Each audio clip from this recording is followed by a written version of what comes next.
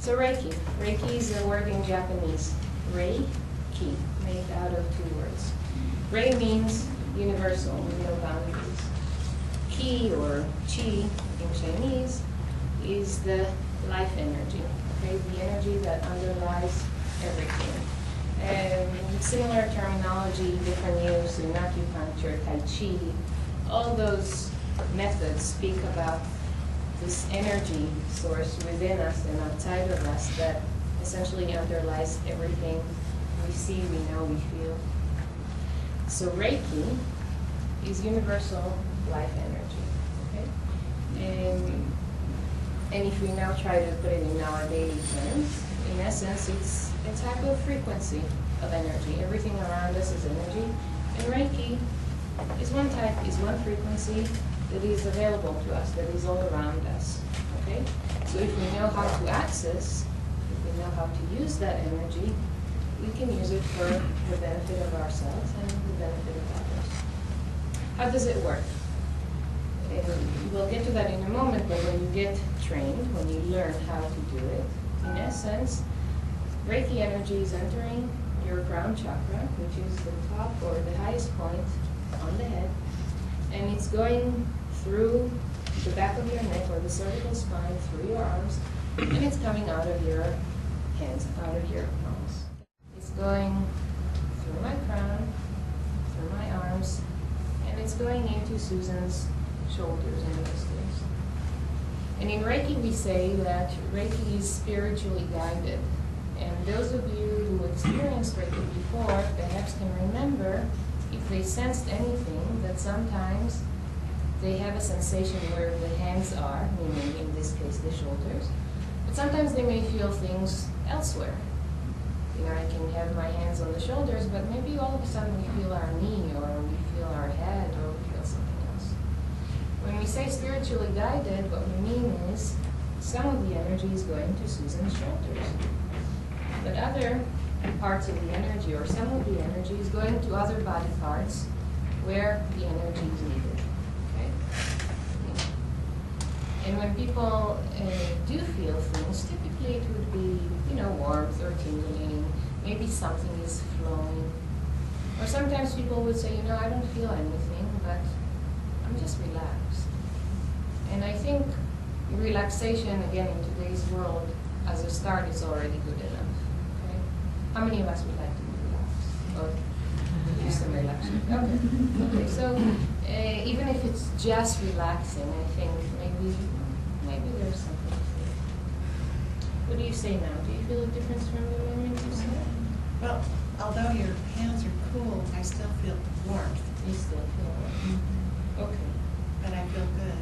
You feel good. Well, maybe you felt good before too. Not so much. Okay. Okay.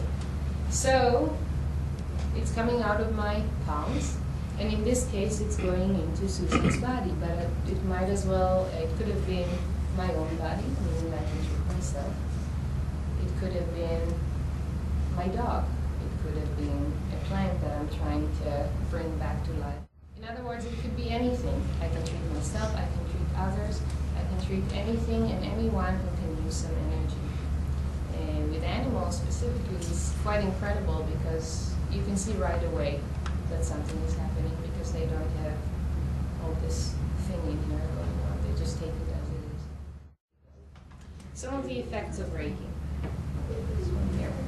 So we mentioned relaxation, and that's, again, a great start already, because I think anything in life we would like to address, or we would like to deal with, we would like to explore, we would like to solve, when we come from a more grounded or relaxed state of mind, everything will be at a higher level. Everything will be more advanced or more efficient, more effective.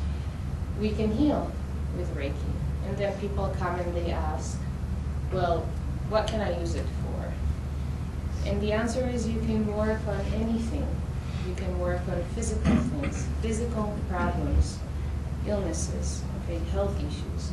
You can work on mental things, concentration, mental problems, sleep making their sleep better. So I think the most common thing for people coming to the open house is the next day they would call or email and say, I slept like a baby. And again, that's a great benefit. That's a nice thing to have. Reiki can promote, and it does promote, our self-healing. Okay, so it's one thing if I put my hands on Susan, but if I can also initiate a process where her body starts taking care or improving its own processes of taking care of itself, we all know that the body has this capability. I mean, we all hear about different situations, different stories where the body is all of a sudden able to heal itself. So Reiki promotes that. It brings things to balance. Okay, so for example, sometimes people come, let's take a common thing, blood pressure. Okay, high blood pressure, low blood pressure. What is it going to do? I mean, if it can treat high and decrease it, maybe if you treat low blood pressure, it will decrease it as well. And the answer is no, because Reiki, again, if it's spiritually guided, if it brings things to balance, then it will always try to reach that balance. So if there is too much of something, it will try to calm it down. If there's too little of something, it will try to enhance it. And you see that very commonly with blood pressure, because with blood pressure, most of the hand positions are the same.